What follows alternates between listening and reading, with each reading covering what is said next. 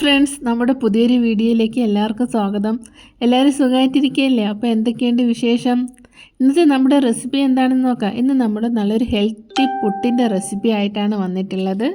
ഷുഗറൊക്കെ ഉള്ളവർക്കും ഡയറ്റൊക്കെ എടുക്കുന്നവർക്കും പറ്റിയ ഒരു അടിപൊളി പുട്ടിൻ്റെ റെസിപ്പിയാണ്. അപ്പോൾ ഞാനിവിടെ പുട്ടുണ്ടാക്കിയിരിക്കുന്നത് നമ്മുടെ ഓട്സ് വെച്ചാണ്.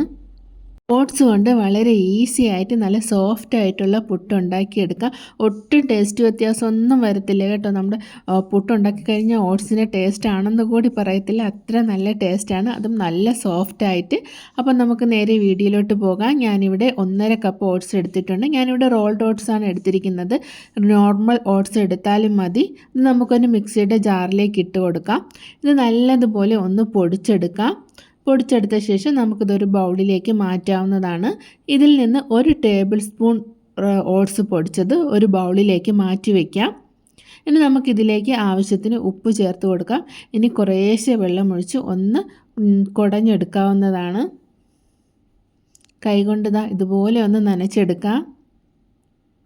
ഒരുപാട് വെള്ളം അങ്ങ് ഒഴിക്കരുത്. കൈകൊണ്ട് കുറേശ്ശെ വെള്ളം ഒഴിച്ച് ഒന്ന് നനച്ചെടുക്കാം.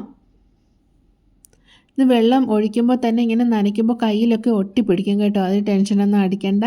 നമുക്കിത് നല്ല സോഫ്റ്റായിട്ട് തന്നെ ഉണ്ടാക്കിയെടുക്കാൻ പറ്റും. ഞാൻ കുറച്ചുകൂടെ വെള്ളം ഒന്നുകൂടി ഒഴിച്ചു കൊടുത്തിട്ടുണ്ട്. ഒഴിച്ച് കൈകൊണ്ട് തന്നെ ഒന്ന് നല്ലതായിട്ട് നനച്ചു കൊടുക്കുക. അപ്പോൾ ഇതുപോലെ കയ്യിലൊക്കെ ഒട്ടി ഒന്ന് കട്ട പിടിക്കേണ്ട പരുവത്തിലായി കിട്ടും. ഇനി നമുക്കിതൊന്ന് ഒരു 10 മിനിറ്റ് ഇതൊന്ന് അടച്ച് വയ്ക്കാം.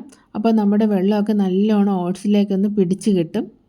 ഇപ്പോൾ ഒന്ന് കുറച്ചുകൂടെ ഒന്ന് ഡ്രൈ ആയി കിട്ടിയിട്ടുണ്ട് ഈ ഒരു പരുവത്തിൽ. ഇനി നമുക്കിതൊരു മിക്സിയുടെ ജാറിലേക്ക് ഇട്ട് കൊടുക്കാം.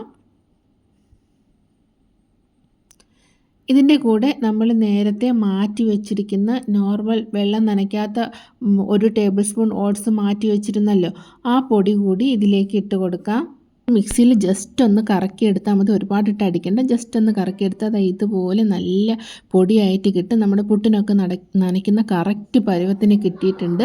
ഇനി നമുക്കിത് ആവി കയറ്റി വേവിച്ചെടുക്കാം. ഞാനിവിടെ ചിരട്ടപ്പുട്ടിൻ്റെ നമ്മുടെ സ്റ്റീൽ കുറ്റിയില്ലേ, അതാണ് എടുത്തിരിക്കുന്നത്. നോർമൽ കുറ്റിയിൽ വേണമെങ്കിൽ നമുക്കിത് അവിച്ചെടുക്കാവുന്നതാണ്. ഞാൻ ഇതിലേക്ക് കുറച്ച് തേങ്ങ പീര ഇട്ട് കൊടുത്തിട്ടുണ്ട്. ഇനി ഇതിന് മുകളിലായിട്ട് നമുക്ക് നമ്മുടെ ഓട്സ് നനച്ചത് ഇട്ട് കൊടുക്കാം. ഇതുപോലെ നല്ല രീതിക്ക് ഇട്ട് കൊടുക്കാം. ഇതിനിടയ്ക്ക് ആവശ്യത്തിന് കുറച്ചുകൂടി തേങ്ങയൊക്കെ വേണമെങ്കിൽ ചേർത്ത് കൊടുക്കാം കേട്ടോ. ഞാനിപ്പോൾ അടിയിലും മുകളിലുമായിട്ട് കുറച്ച് തേങ്ങ ഇട്ട് കൊടുത്തിട്ടുണ്ട്. ഇനി നമുക്കിത് അടച്ച് വെച്ച് വേവിച്ചെടുക്കാവുന്നതാണ്.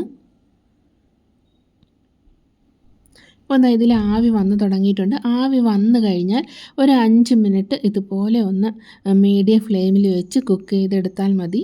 അപ്പോഴത്തേക്കും നമ്മുടെ ഓട്സ് പുട്ട് ഇവിടെ റെഡിയാവും. കണ്ടോ, എത്ര പെട്ടെന്ന് തന്നെ ഉണ്ടാക്കിയെടുത്ത് നല്ല സോഫ്റ്റ് ഓട്സ് പുട്ട്. നല്ല അടിപൊളി ടേസ്റ്റാണ് കേട്ടോ. ഒട്ടും ഓട്സിൻ്റെ ആ ഒരു കുത്തലോ ചെവിയോ ഒന്നുമില്ല, അടിപൊളി ടേസ്റ്റാണ്.